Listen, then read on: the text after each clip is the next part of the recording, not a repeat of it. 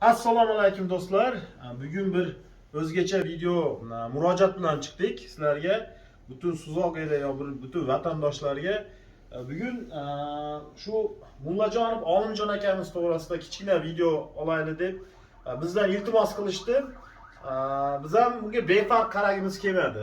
Mullajon Olimjon aka 70-yil shu Suzoqda tug'ilgan, Qomishbashi qishlog'idan. Shu yoshga kirib shu hayotni qanday taqdirni taqozosi bilan bugungi kunda o'ziga yarasha onkologik dardga chalingan paytda bugungi kunda yordam so'rab butun xalqimizga qayrilib turibdi.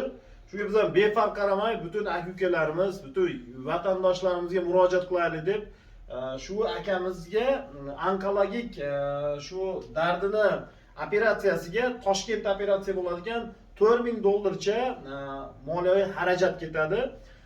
Shu rasxodlariga bir kim qo'ldan kelsa 10 so'm bo'ladimi, 5 so'mmi, kattaroq rasxod bo'ladimi, kattaroq kimdir ehson qila oladimi?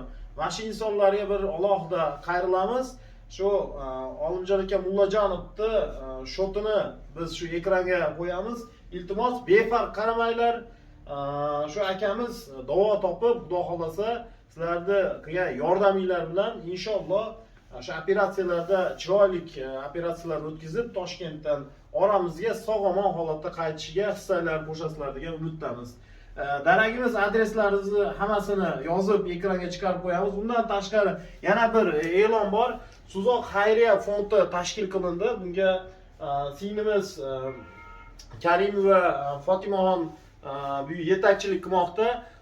Bu fondni ham xudo xolasa programmasida faqat shu Suzoqdagi zoriqqan, mana shunaqa har xil holatlarga muhtoj holatga tushib qolgan bizni yurtdoshlarimizni bundan buyon shu yordam qo'lini cho'zish maqsadida shu fond tashkil qilindi.